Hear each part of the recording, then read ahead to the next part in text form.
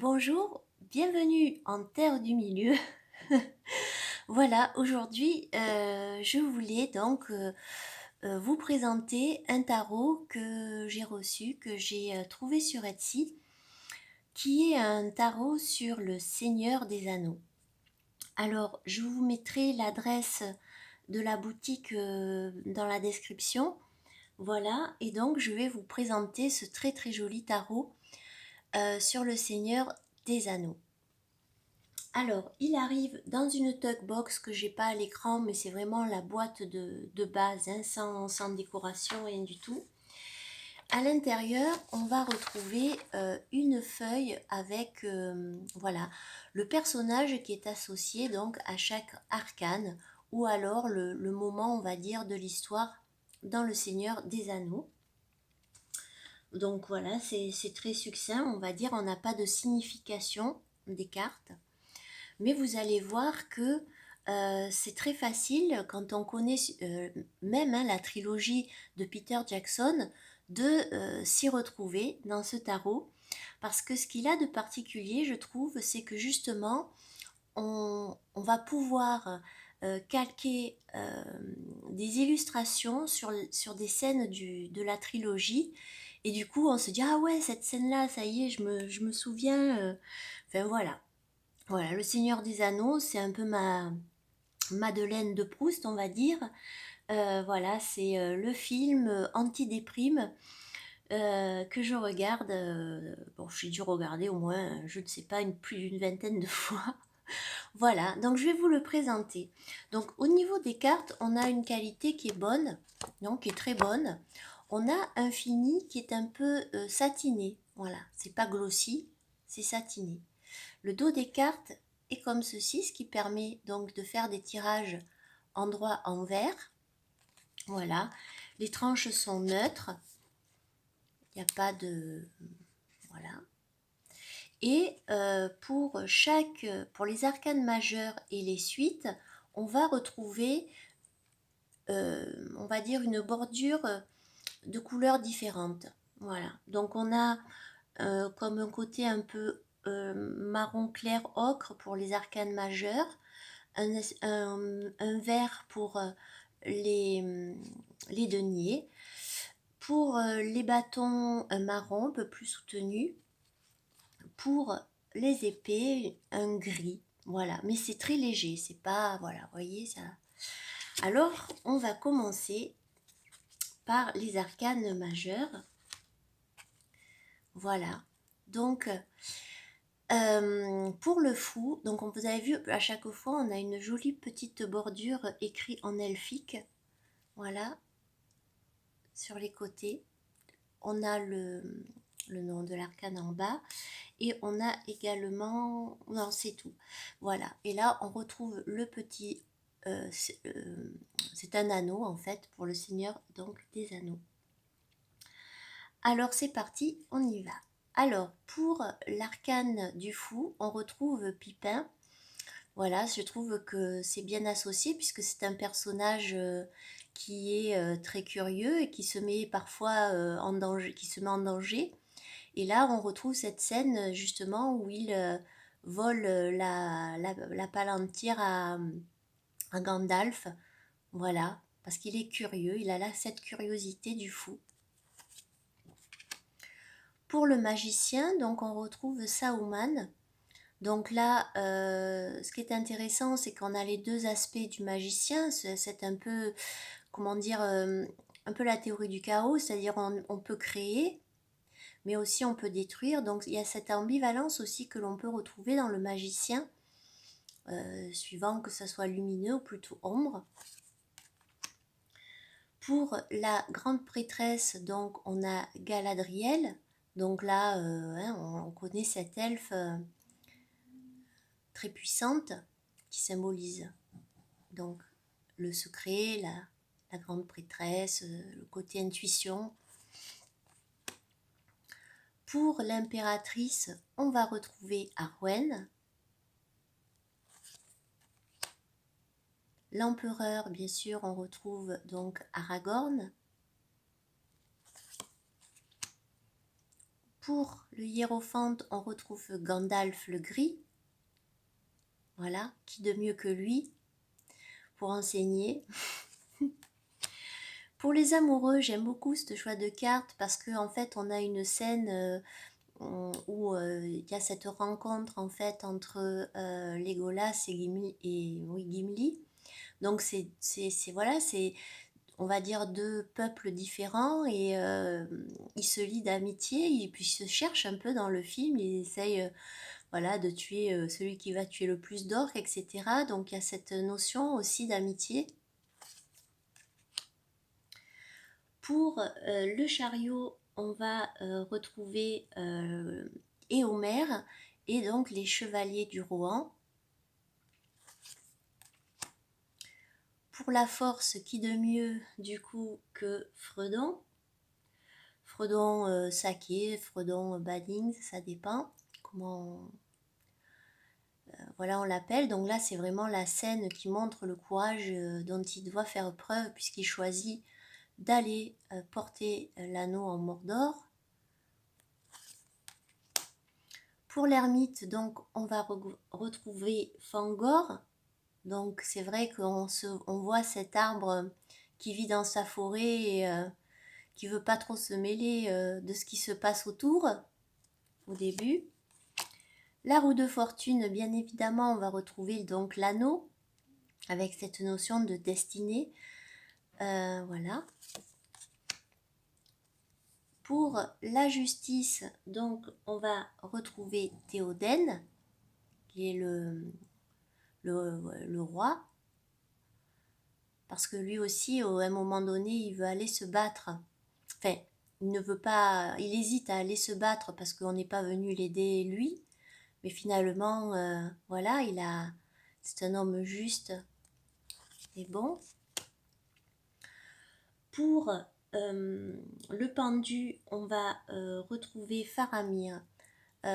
Faramir qui est là et sur le bûcher dans cette scène où son père en fait pense qu'il est mort et donc veut le brûler, à savoir que quelque part cette notion de sacrifice est présente puisque dans le film on voit que son père préfère donc son frère qui est mort, hein, on connaît puisque on le retrouve ici dans la carte de la mort, c'est-à-dire on a Boromir, voilà, avec donc cette scène de la fin de la premier film, voilà, qui se fait tuer en sauvant les hobbits. En même temps, ce qui est beau, c'est que dans cette scène-là, on retrouve ce côté où justement, après avoir voulu quelque part posséder cet anneau, eh bien, il réalise qu'en donnant sa vie, il va retrouver ses ancêtres et que justement, son côté brave va ressortir beaucoup dans cette scène-là. La tempérance, on retrouve Sam Gamgee, donc je trouve que c'est très bien choisi puisque voilà, hein, il aide Frodon, il le soutient dans ses épreuves, il essaye un petit peu de tempérer les moments difficiles en étant près de Frodon. Pour le diable, bien sûr, donc on va retrouver les rois sorciers et Nazgûl. La tour, bien évidemment, c'est Barad-dûr, donc avec l'œil de Sauron. Pour l'étoile, on va retrouver Legolas.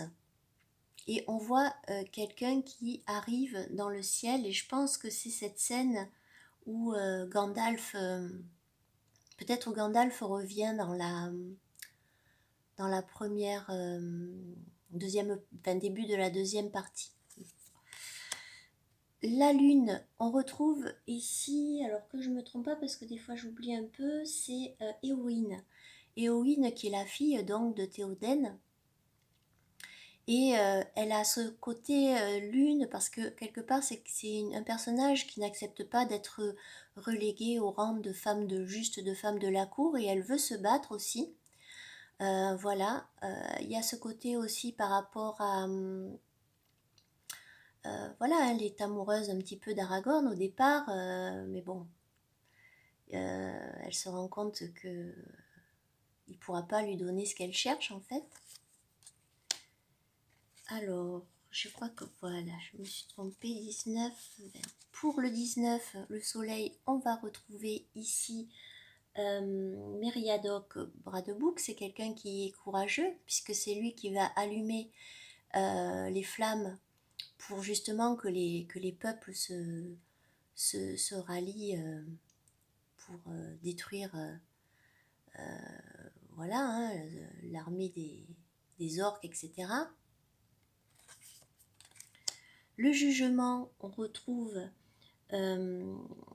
ce côté-là où je pense que c'est par rapport à la scène de fin, enfin voilà, quand Fredon, après sa quête, part au pays des elfes, parce qu'ils partent en bateau.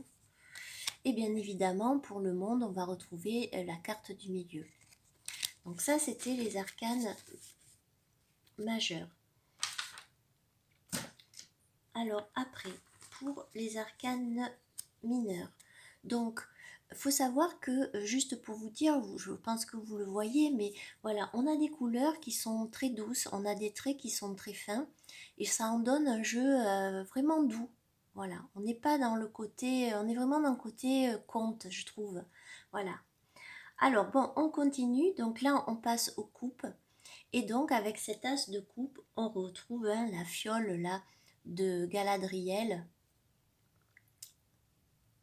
Je pense que je me rappelle, attendez, qui fait de la lumière, je crois, qui les protège contre les mauvais. Là, on revoit tout à fait la scène hein, du film où on a Aragorn et Arwen qui sont là en train de se, voilà, hein, d'être amoureux, de s'échanger aussi enfin, de se donner le collier.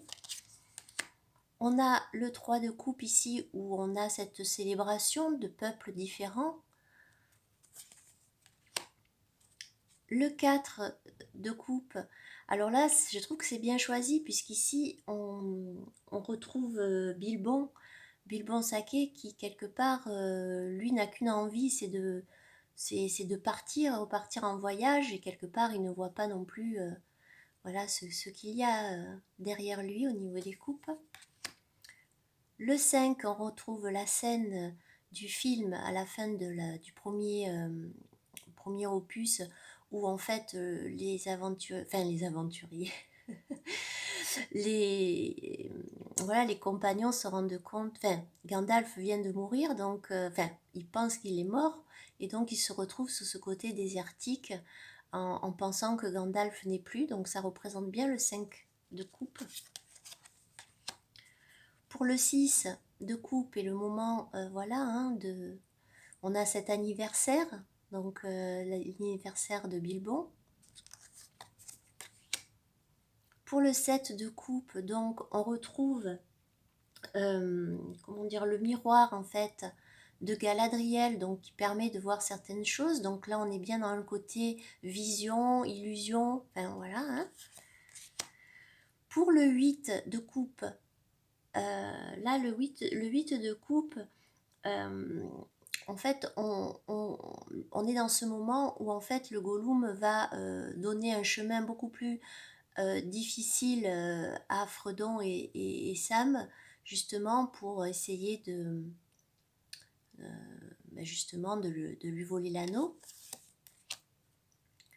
Pour le 9, on retrouve cette scène de tout début du film où quand je sais plus comment il s'appelle, mais enfin on est dans cette scène du bar quand ils arrivent au Poney Fringant, je crois que c'était. Et pour le 10 de coupe, on a cette scène où on voit Arwen avec Aragorn et un enfant potentiel, donc cette notion de famille qui est présente. Pour le page de coupe, on va retrouver Faramir. Faramir qui est un personnage qui se laisse... comment dire, son père ne l'aime pas. On est dans cette scène où justement il lui dit qu'il aurait préféré que ce soit lui qui soit mort et non son frère. Pour le cavalier de coupe, on retrouve Arwen quand elle offre son pendant, son collier. Pour la reine, on retrouve Célébriane. Et pour le roi, on va retrouver Elrond, le père d'Arwen. Alors, on passe donc au denier.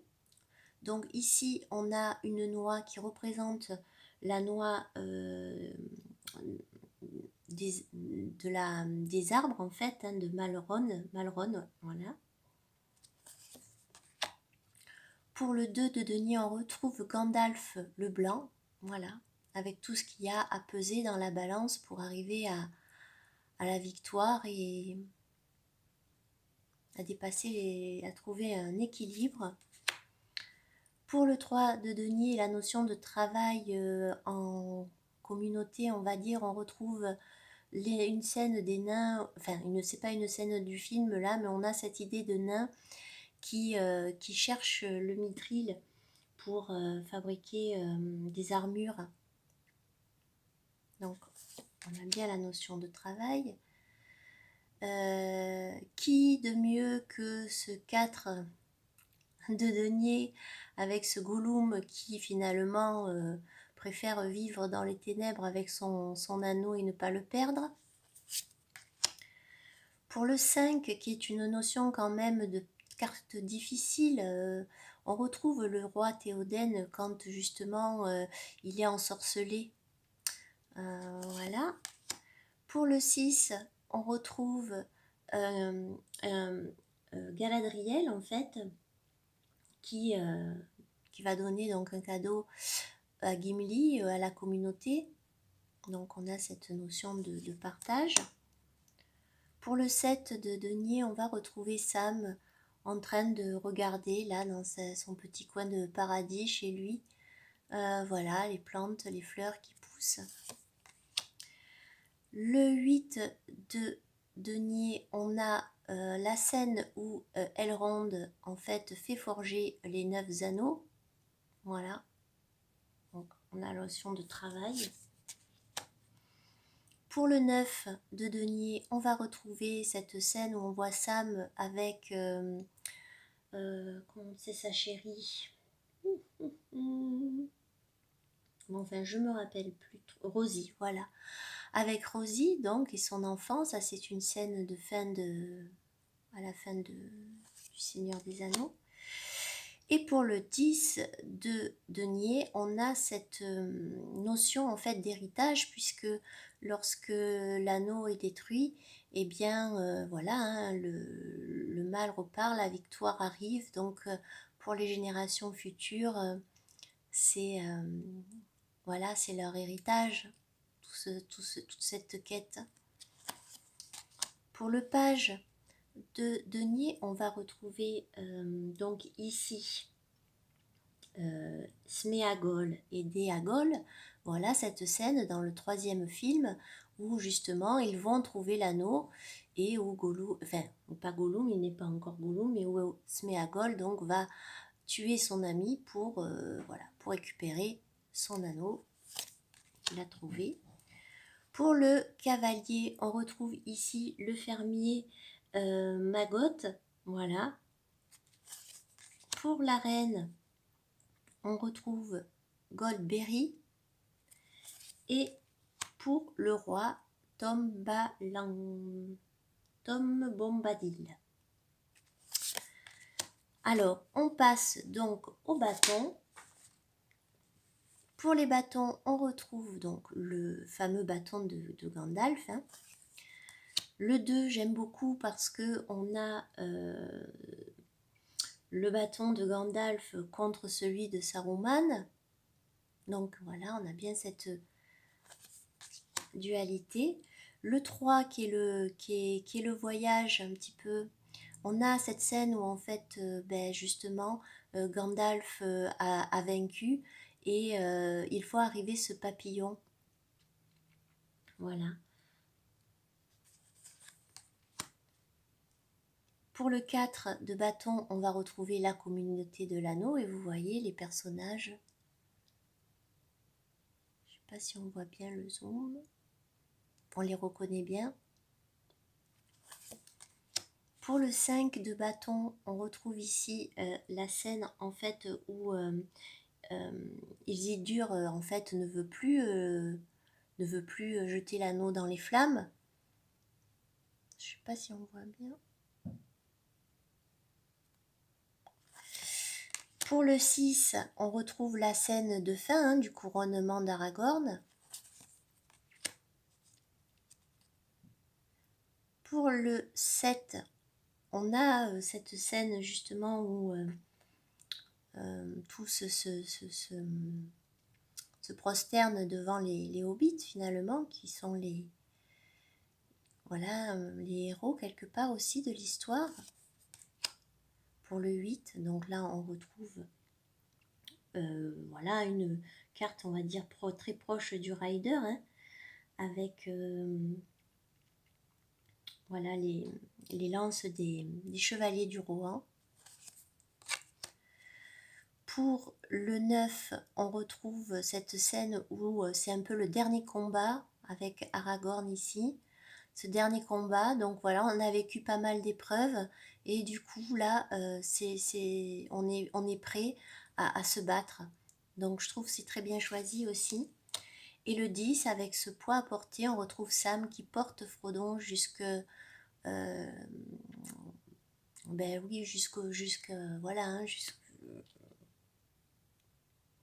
dans les laves pour jeter l'anneau.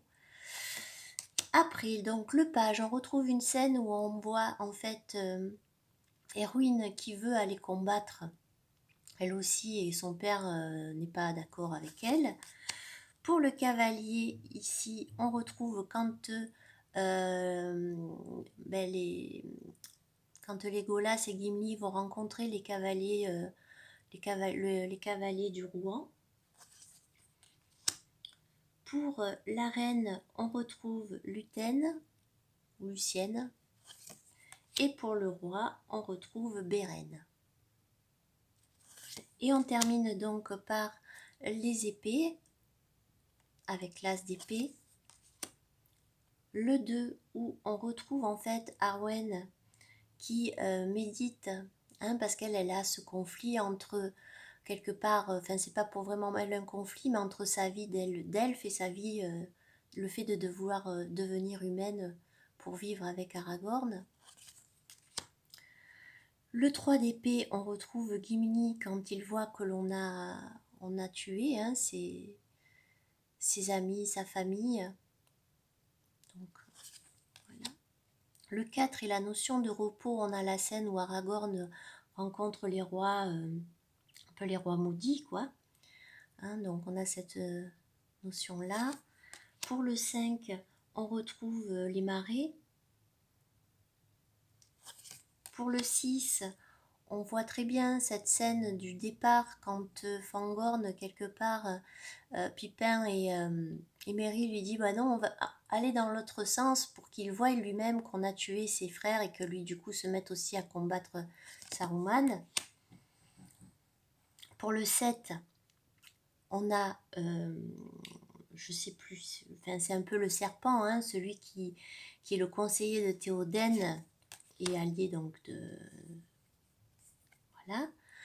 Pour l'Anx, le 8, on retrouve cette notion de conflit un petit peu que ressent Frodon justement avec cet anneau. Est-ce qu'il la garde, est-ce qu'il la jette? Ça, c'est un moment qui est quand même difficile.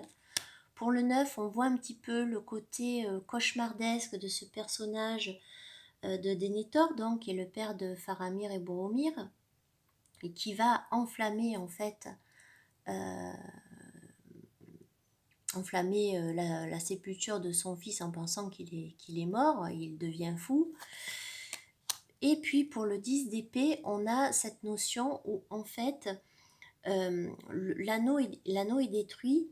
L'anneau est détruit, la guerre va finir, mais il y a eu énormément de sacrifices, il y a eu énormément de pertes. Et du coup, on a cette notion-là de certes, il y a un renouveau qui arrive, mais ça ne s'est pas fait sans douleur. Pour le page d'épée, on retrouve donc quand